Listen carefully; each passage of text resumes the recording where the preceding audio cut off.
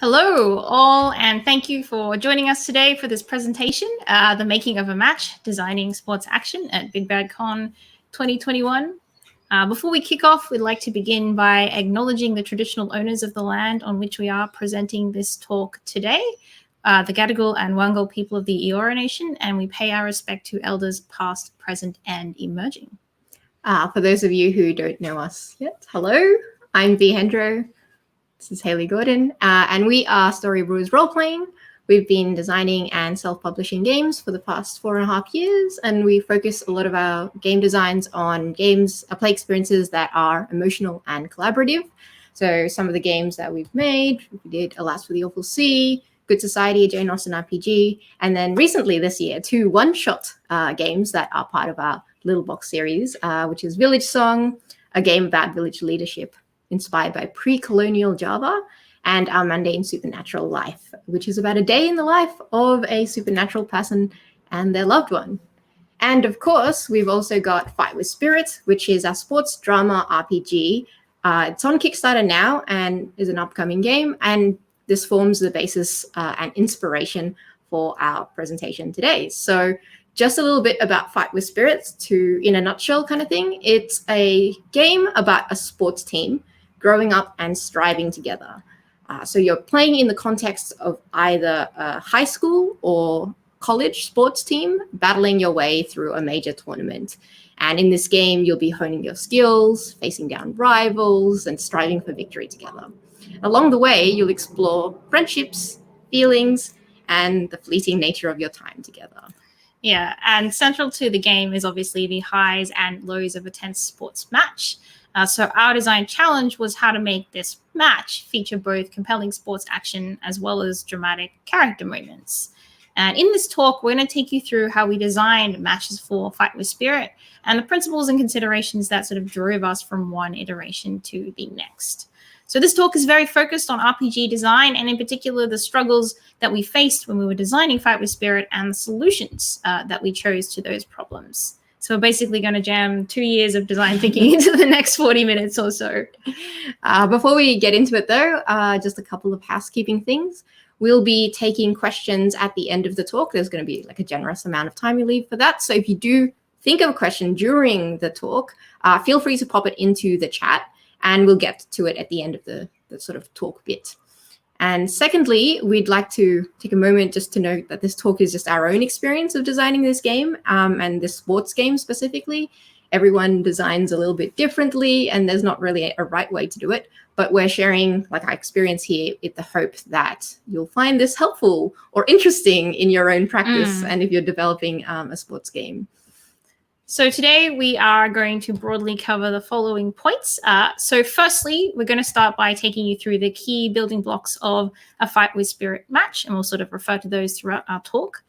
After that, we'll get into the meat of the talk, where we address the challenges that we faced in our approach to Fight with Spirit and what we did about them.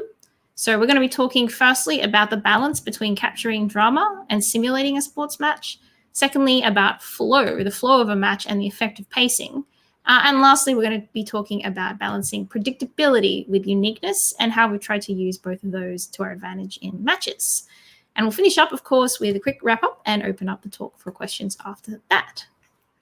Awesome. So let's take you all back to Big Bad Con 2019, which feels like a century ago, where we playtested version 6 of Fight with Spirit. So by that point, we had been through several iterations of what matches might look like, including some that didn't work and some that worked a little bit better. And then finally, what we had at Big Bad Con 2019. And we'd settled on a couple of things that we knew we wanted in our particular kind of game and what we wanted matches to be like in Fight with Spirit. And so those were that we decided that we wanted a really cinematic approach to sports matches, and that we wanted to kind of like view this match as a sort of highlight reel that captures key moments of the match rather than just playing it through blow by blow. So these highlights would string together to collectively determine who would win the match. So that sort of meant that we wanted 3 things on our list of things that we wanted for our game. Was these 3 things that we wanted to capture simultaneously. And the first is the physical action of the match. So like the taking the precise and powerful shot on goal. The second is the sports story of the match. So the layer of having 2 seconds left on the clock as you're taking the shot, and with the pressure of like a really great national class goalie diving in to block you, as well as lastly, the emotional story of that. Like the fact that you've lost to this particular goalie since you were a kid, and maybe it doesn't help that that person is your older sibling. So these were the layers that we decided we wanted in our matches by the time we were taking a game to BBC. So took us about 6 iterations, but by BBC 2019, we created the basic building blocks of matches that we were going to develop into the final version. We're going to take a moment to explain these building blocks now, just so you can understand them when we refer to them throughout the rest of the talk. So the first of these is called match games. Match games are mini games that explore the individual highlights of a match. So each player will get to choose one match game to play per match. So here's an example of a match game, head-to-head, and what it looked like in 2019. Ungraphic designed, a text wall. Yes, compared to now. Yeah. So a match game consists of a series of instructions for players to follow to explore that moment. And at the end is a resolution which tells you which team wins and who scores a point. So the other building block that we had was a match deck. So this kind of works in conjunction with a match game. And the deck itself is a series of cards numbered from 1 to 6 in 4 different suits. These cards are used as like a randomizer to determine who wins or loses in the match game. And they also have some questions on them. So this is what they kind of looked like back in the 2019 version. They haven't changed too much, but they're a bit getting trigger happy with the PowerPoint. Yeah, they haven't changed so much in sort of the content of it, but in the looks. The other 2 functions is that the suit that's circled there informs the flavor of the card, and is important what suit it is in some match games. And secondly, the match deck also has these headway and setback questions, which are answered by players to further the action during the game. And these questions sort of reflect often the suits that they're in. So we've got, focus, whether it's focus, prowess, connection, or energy. And the last sort of building block is match moments. So match moments are little breaks in the sports action to reflect on the game, prepare for what's ahead, or explore other drama from relationships. So they're like little mini scenes between each match game. And in the original version in 2019, these were completely unstructured, but in the current iteration of the game, you pick these from a list. Yeah, as you can see there. So in this talk, we're going to kind of like in this meat of the talk you through the design challenges and thinking that got us from that 2019 version to the current state of the game. So we had these building blocks in some form, obviously, in 2019, but it took a lot of playtesting and refining it to get it from like what it was to what it is now. And we had learned a heck of a lot during the way. So the design challenges that we sort of tackled and that formed sort of the guiding direction of our design that we're going to talk about today is balancing drama and simulation, the flow of a match, and predictability and uniqueness. So jumping into the first point, as we mentioned earlier, like one of our major goals for matches was to capture both the sports action of a match as well as the emotional arc of that match for the characters. This meant that we kind of had to choose an approach that balanced drama and simulation on the other hand. So when I'm saying drama, what I mean here is the character drama, story arc of the match, and the emotional stakes of that particular moment in the match. And for the simulation side of things, it's like what's happening in the sports action. Like how does this match imitate real life sports? And also like how well does it model how real life matches unfold? I should note that in Fight with Spirit, it's a sports agnostic game, which kind of adds that extra wrinkle of like, it's not a particular sport, but it had to be generally applicable to a wide range of team sports that you were playing. And so there were lots of questions that came out of this as we were exploring both these sides. So the different questions for like drama, we had the question of like, what are the emotional stakes in this particular match for the characters? How do characters grow and change during a match? And what is the dramatic arc or the memorable story there? And then we also considered on the simulation side, questions like who actually wins and loses? How is that going to be mechanically determined or in the game? What actually happens in the sports action of the match? Because there's a lot of situational things that changes constantly in a sports match, and the pace of a sports match is very fast. And lastly, what factors lead to winning or losing a match? So those were all the questions, some of the questions, there were probably more, that we asked ourselves. And you might have realized already that these questions aren't exactly in conflict with each other, and we can actually build towards all of these questions. We don't have to choose between drama and simulation. So what's the balance here? Why can't we have it all? The answer, and I think the answer to that is that we do want as much of both of this as we can possibly get in the game, but we need to balance that against like the cognitive load of the game for players, how complex the system becomes, and how well it can lead us to tell like a tight, cohesive narrative. So diving into a bit about how we thought about this balancing process for Fight with Spirit. Firstly, we had obviously already decided to take a step towards drama and away from simulation by choosing to create the highlight reel approach rather than capture each and every moment that might happen in a sports match. And we did this for exactly the same reason you might choose to watch the match highlights instead of watching a whole match. Cut to the good bits, I guess. But with that said, the first match games we created were all oriented around simulation. So we had games such as Risky Play, Deadlock, Strength Revealed, which were very focused on the flow of the sports action. And these were fun, but they sometimes felt a bit hollow, and that's because they didn't capture the personal dramatic arcs of the characters or the wider dramatic arc of the team very well.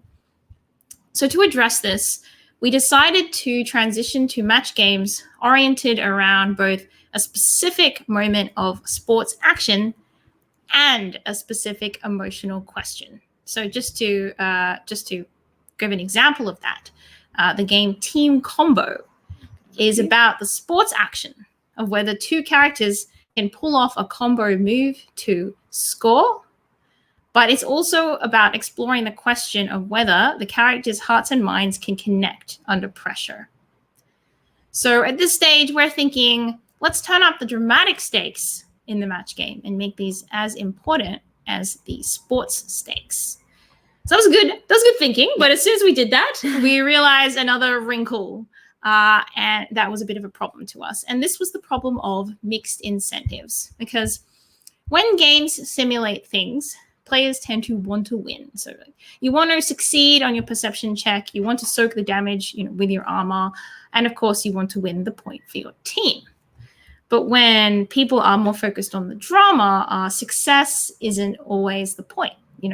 We are here for the angst, let's be honest. Or at least we want to be able to choose which moments we dwell onto angst and which moments are sort of moments of emotional triumph for our characters. So to put that in the context of this game Team Combo, just because the player wants to score a point doesn't mean that they also necessarily want the characters' hearts and minds to connect. And the other way around is true as well. Even if the player loses the point for their team, that doesn't mean they want emotional despair. They might also be interested in the characters' hearts and minds connecting even if they don't score that point. Like, that's a fun story arc, right? Like, we did succeed this time, but there's this great moment of connection between our characters. So to address this, what we ended up deciding was to view drama and simulation as two streams that are happening in parallel rather than competing directly. Of course, they influenced each other, but they didn't have to be mechanically treated in the same way. And the way we enacted this was that we decided for most match games that we were going to decouple the dramatic and sports stakes to allow for a multifaceted resolution that keeps the story interesting. So you don't just win and win or fail and fail. You can chart the path that is narratively interesting while still feeling like you've done your best for the team by striving to win that match game.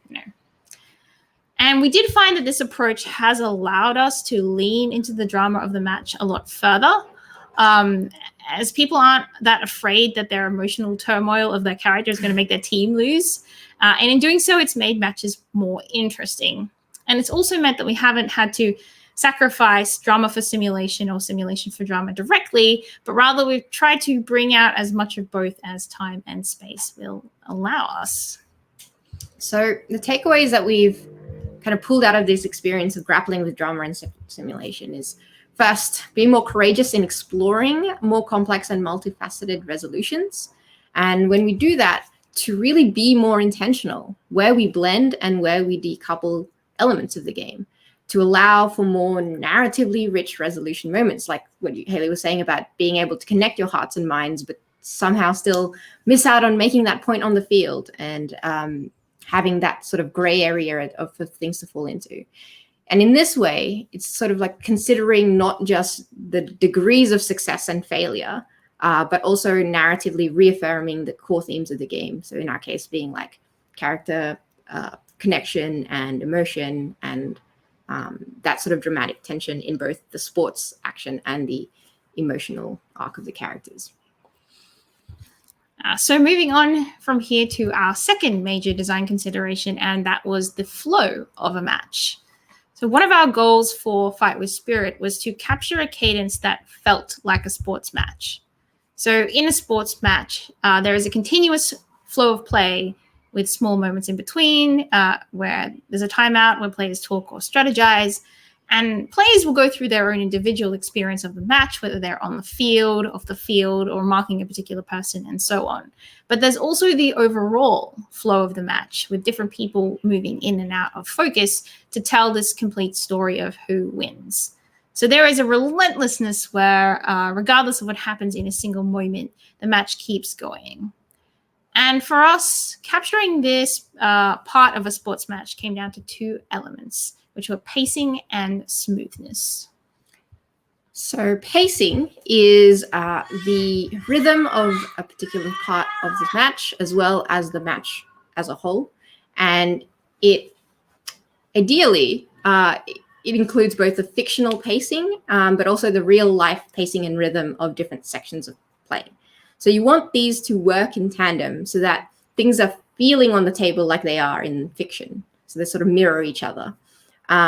Originally, our match system with these match games highlighting different moments in the highlight reel kind of thing didn't have a strong sense of pacing, in the sense of it was kind of like a bad editor putting together the highlight reel of a sports match, where the individual moments might be interesting and something is happening there, but they don't fit together, string along well together to make like an overall story arc for the match itself.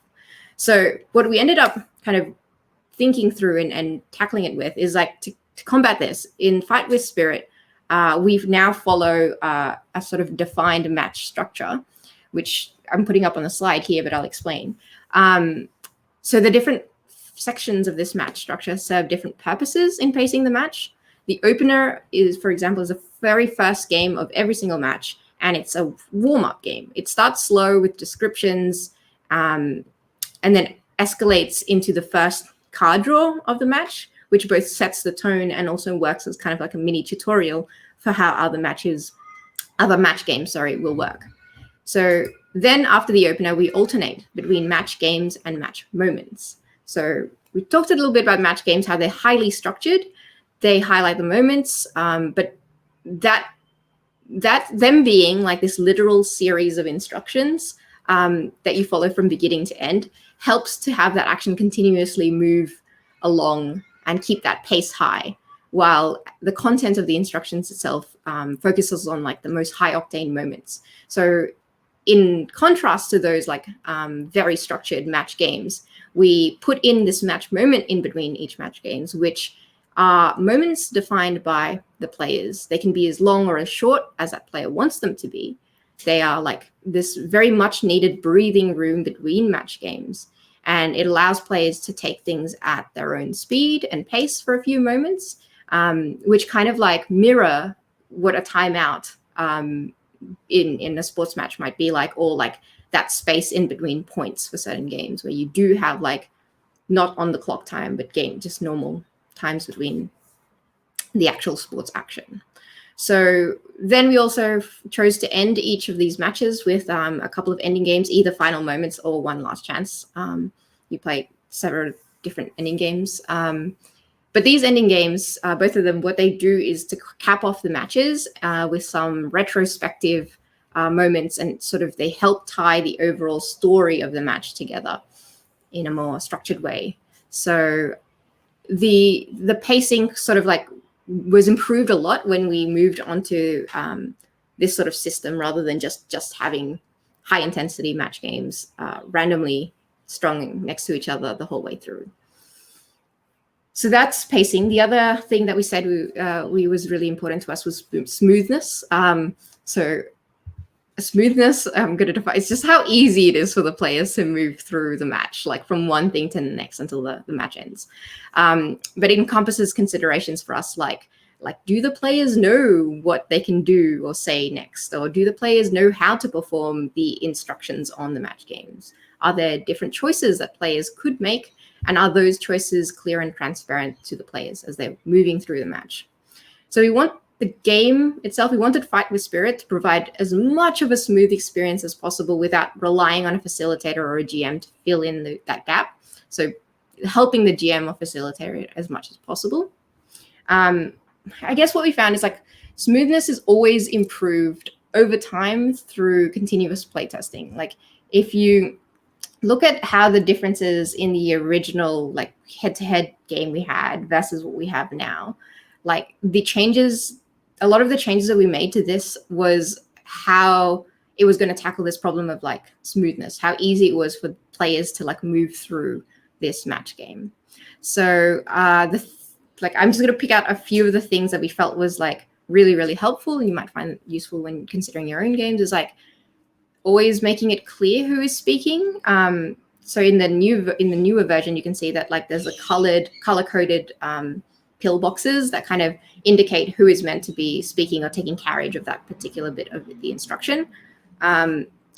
We also thought like expressing things in as few words as possible without being unclear, so that you don't have to read a lot. You just need to read what is the essential things, and not compromising clarity for narrative flavor. So like we love narrative flavor, but these should come from the fiction and compelling questions to prompt the fiction, and not from instructional texts that are confusing. Like never mix the two, because it gets very confusing very quickly.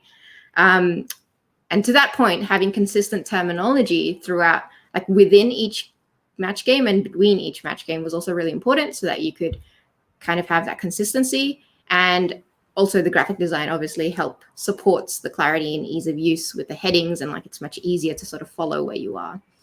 So the last thing I think I want to say about smoothness and pacing is that it can be a little bit of a balancing process. Having a tight framework and structure is good for like smoothness and pacing, but can come at the cost of narrative flexibility.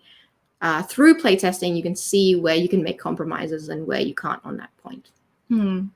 So takeaways for addressing the flow of the game here. For pacing, you need to consider both the in-fiction narrative pacing, but also the pacing of what's actually happening, so the conversation that's happening at the table, or the virtual table, as we spend much more time on today. And you can sort of strategically mix up the high and low intensity sections of your game so they work together. And you need to think about the pacing both in individual sections of the game, but both also the overall experience as well. And when you're looking at smoothness, it's good to remember to always be clear about who is speaking, and be as concise as you can in your instructional text without being unclear, and use consistent terminology there as well. And graphic design can help you out with those little signals that you need to help players read something really well. The last design consideration that we wanted to talk about today is the idea of predictable form, but unique content. So when you play or watch a sports match, there is a level of predictability there, right? You already know the rules and the format of the sport and the rhythm and structure of the sports match. And this predictability helps you understand how to engage with the sport. However, each match is obviously also unique with unexpected moments. Otherwise, you wouldn't be playing or watching it. So we wanted to mirror this approach in the design of our matches. And this means that players understand what they're about to engage with, but they also have the ability to create new and unexpected stories within that framework. So the predictability means that the players actually have the ability to angle towards particular dramatic moments, and also that they can quickly and easily know what to do next. And this allows for a level of mastery over the format, which allows for deeper play. However, you also need to bring in the uniqueness, which means that every match should feel different and special, even if parts of it are the same. So one of the techniques we often use to build this sort of predictability in our games without reducing replayability too much is to dictate form, but not the content. So example is in that match moment, a brief and private moment. It tells you the format of the scene is a brief and private moment. Share your thoughts away from the others. But it doesn't actually tell you what that scene is about. You as a player are going to decide that yourself. And we've used sort of this approach in a couple of other games that we've created. Like in Good Society, the phasic structure of that game dictates like the format for each section of the game, in like whether you're sending letters or you're doing scenes at an event. But it never dictates the content of that, which we leave up to players and player agency to decide what's most interesting to them at that moment. However, this approach doesn't work when we were applying it to the match games that we were talking about, because they do specify content. The team combo game that we were looking at is always going to be about pulling off a team combo together, regardless of who and what that combo might involve. It's still a team combo at the end of the day. So for that reason, we had to search for like more uniqueness to bring to match games to make sure that they stayed variable throughout play. So one way we chose to do that was through the match deck. When you do draw to see who wins and loses, you use the suits and values to determine who wins. But each card with that setback and headway question that you answer every during the match games makes a different flavor or tone depending on the result, what cards you're picking up and what questions you're answering. So these questions are randomized because you're drawing them from the deck, and they add a unique and unpredictable twist on a match game, even if you've played it before. Another way that we chose to balance predictability and uniqueness is through the way we chose to treat rival teams. So one really obvious way one sports match is different to another is the opponent that you are playing.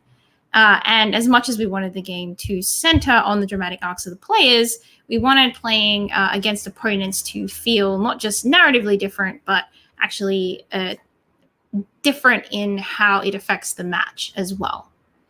And at the same time, we wanted it to be quick and easy to get a sense of and to establish the character of the rival teams. So to achieve this, we made a somewhat courageous choice. And that is, when you play Fight with Spirit, you don't make up your own rival teams from scratch, but rather you choose from a list of existing teams. And while these teams can be largely defined by the players, there are a few elements of each that are set in stone. So the most important of these is each team's unique story. So for example, the fallen champs that are looking for a comeback, or the powerhouse team guarding their legacy. And these stories serve to differentiate the teams from the very beginning of the game. However, we did decide to take these stories one step further through the creation of rival match games. And these rival match games, actually, they're similar to normal match games in how you play them, but they actually switch perspective. So instead of putting the player team at the center of the match game, it focuses on the rival team. And these games exist to support the story of the rival team and to make it really feel like you're playing a different team with their own drama, as well as their own playing style when you're matched up against someone different. So in terms of the takeaways from this that we had was like predictability isn't always bad. It can increase the player's mastery over the game. However, uniqueness is also important to keep things fresh and interesting. So it's always worth thinking about where you can add replayability and variability into your game. So as we're wrapping up sort of this portion of the talk and reflecting on our experience designing matches in Fight with Spirit, I think one of the most enjoyable challenges for me was trying to make a play space in these matches where so many of the narrative threads were coming together to a head, both from the sports side and the character drama side. It's a really tough nut, and it was really tough nut for us to crack. And there were times I wasn't sure we were heading in the right direction, because we would work on the sports side, then we work on the emotional side, and we're trying to figure out how they blend together. But I think what it does show is that how much streamlining and development you can do even on one aspect of your game, like this match game. And Fight with Spirit still isn't done. we're going to be looking at improvements that we can make to the game and the matches as well, and learning more as we go. Yeah, absolutely. So that really brings us to the end of what we wanted to say today. So we will take questions now if anybody has any. We've got a good little block of time to do so. So if you have a question about anything we covered today, whether it's specifically about designing for sports games or more general game design questions, please go ahead and drop it in the chat and we will answer it. In the interim, question. What did you consider when you gave the players ability to control rival characters? So the early iterations of Fight with Spirit actually didn't have this in it. In those, the facilitator of the game, who is similar to a GM, controlled all of the rival characters. However, this really did two things that I wasn't totally crazy about. One of those was to mean that the facilitator was talking a very large percentage of the time.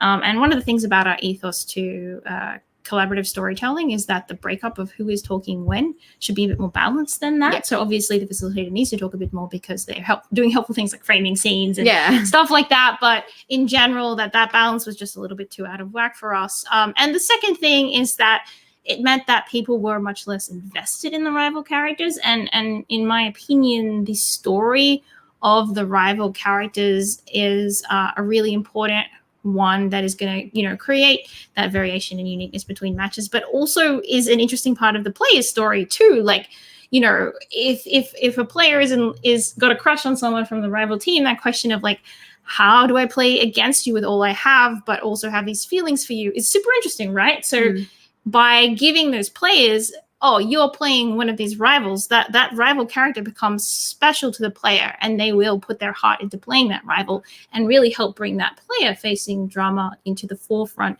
during the match that they appear in.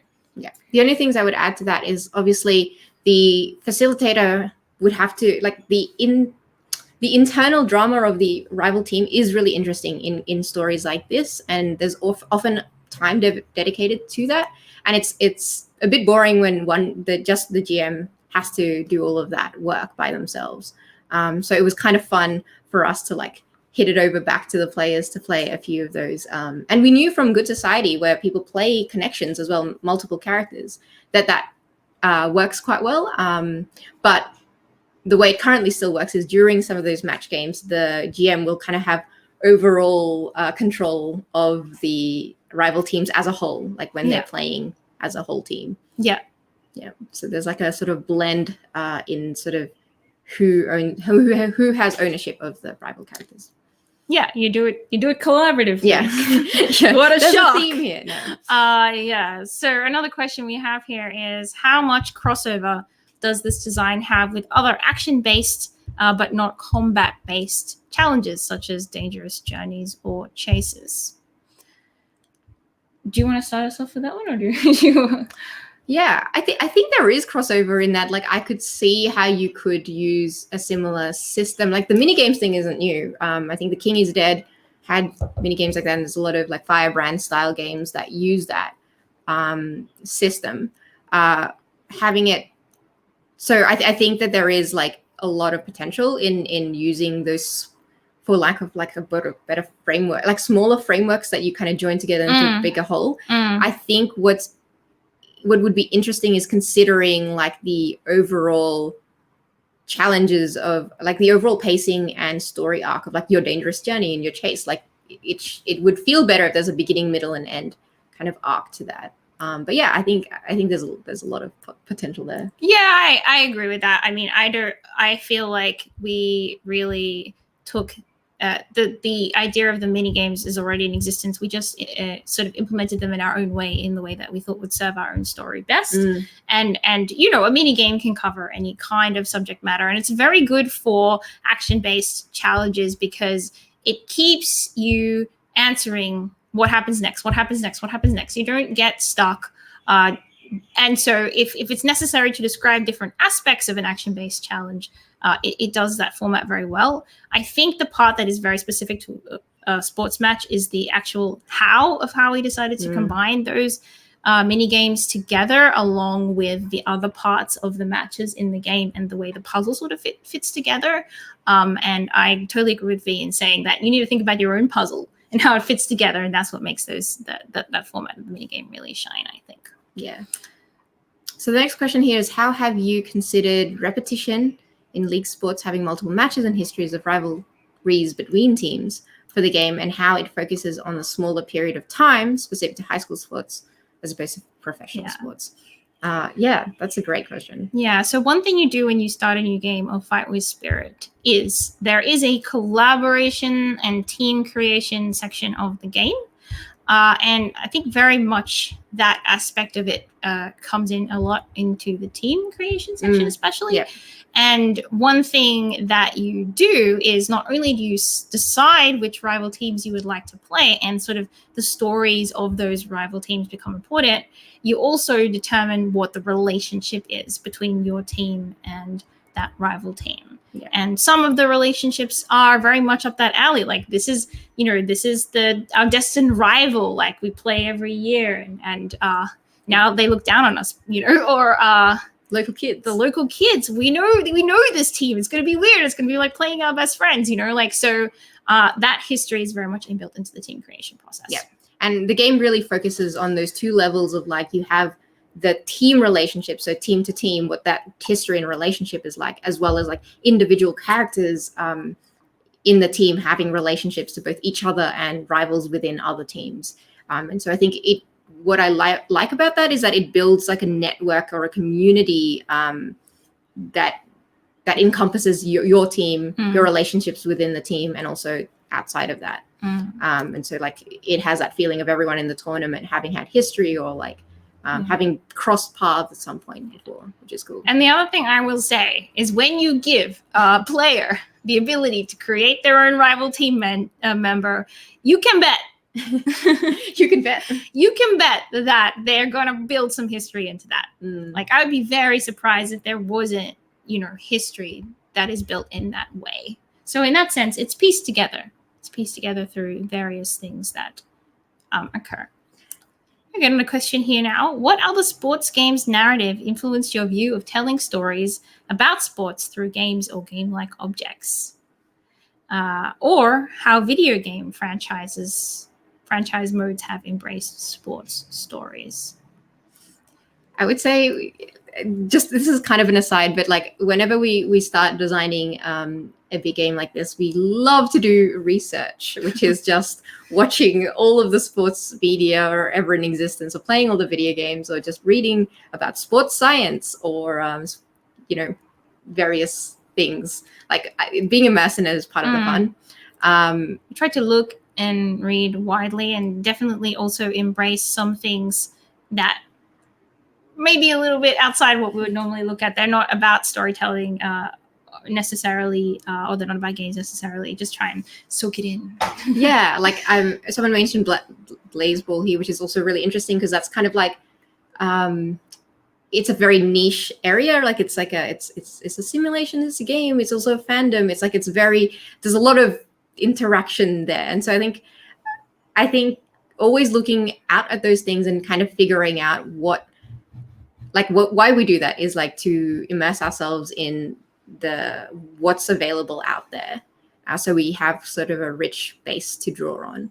But I think a lot of the stuff we kind of particularly take up is what we've seen that make us like feel that is very compelling to people. Like what sort of stories do people return to over and over again, or get or are like compelled drawn to, and how can we sort of pick what with the stuff that we like that are compelling and build from that into an original system. Because I think part of the thing when we do make a new game, it's always all rigid, like we're kind of building something new, and so you kind of need to fill yourself up with like a rich, fertile soil to grow anything from. So definitely influences us a lot. I think that's right. And I feel like the question of like what we like, you know, like we try to look as diverse as we can, and we definitely take a lot of the ways in which we're influenced is taking the things that resonate with us personally from that as well. Yeah, definitely.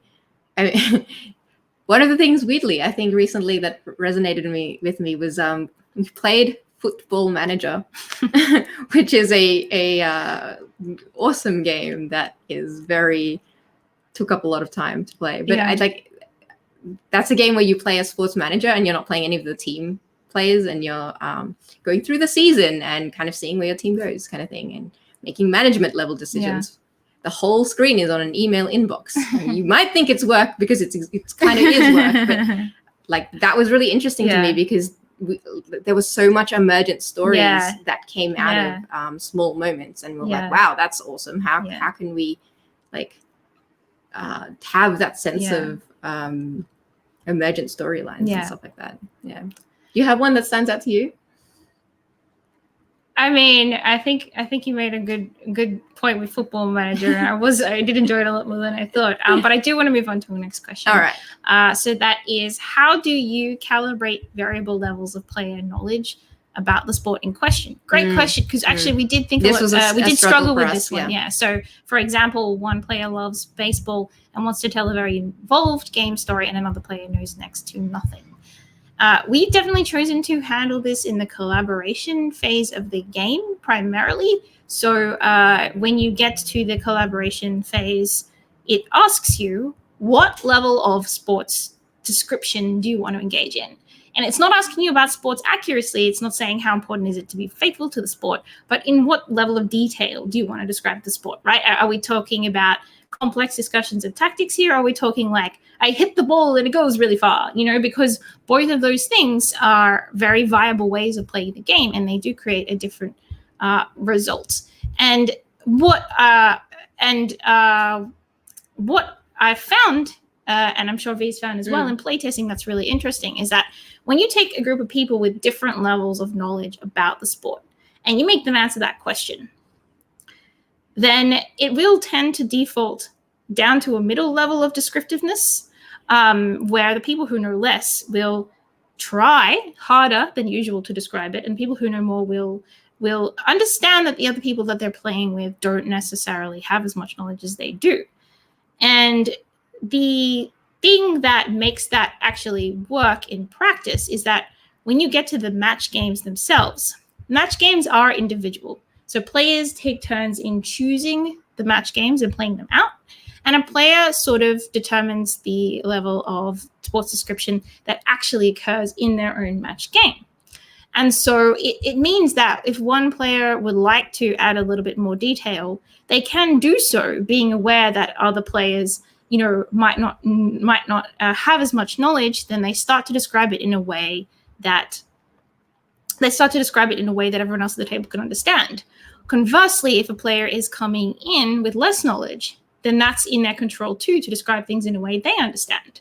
So the way that the match divides things up actually, in a lot of ways, creates a mutual harmony to that question. I don't know if you have anything to add on that. Yeah, I think that like the collaboration at the start of the game, where you do as a group choose what level of detail that you might want to go into the game with is very important. I think what was really important to me when we were making this game was that I wanted it to be an approachable game. I wanted people who don't know a great detail about sports to like start to love it, or start from a point where they didn't know very much and maybe grow into it. Yeah. Which I think now it has the potential to do that. But that was really important. So that was something we really had to think about. I certainly have become acquainted with a wide variety of sports and kind of got into them, right? Like we got into soccer when from starting to play a session. Exactly. And that's what's cool about the fact that you can kind of scale the amount of sports depth and description in the game. Yeah. So that's how we dealt with that. Yeah. We are running out of time here. we will do the wrapping up. So we will wrap up.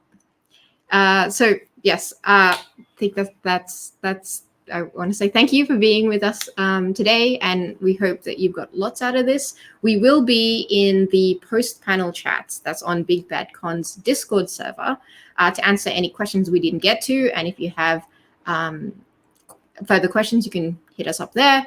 While we're there, we'd also love to hear from you if you have like a game that you're working on that's in that space, whether you have a similar design consideration or approach things in a wildly different way. I would love to hear all of that. And if you want to check out Fight with Spirits, it is still on Kickstarter for its last 48 hours now, which is very exciting. So I think you can just find that on the Google. And if you'd like to follow us on Twitter, you can see our handles there on the slideshow. I'm at RocketeerV and Hayley's at Storybrewers. And the other thing we'd encourage you to do, although I'm sure you're probably already planning it, so there's obviously lots of questions and approaches to game design, and there are some panels coming up that we're really excited about that, might give you a different perspective on what we talked about or some of the things close to it. Firstly, if you want another look at a game development process for a specific project, the Beyond Duskfall Developing Blades in the Dark panel starts in 2 hours. And then, of course, very adjacent to our interests, a deeper delve into designing mechanics that support and explore relationships. There is Beyond Romance, Parenthood, Friendship, and Other Complex Relationships in RPGs. And that is at 8:10 a.m. in Pacific time. Mm-hmm. But I'm sure you can see them on the schedule. Yeah. But aside from that, thank you for your time today, and we will see you around Big Bad Con. We'll answer questions over in the Discord chat. So, yeah, feel free to join us there. Awesome. See you later. Bye.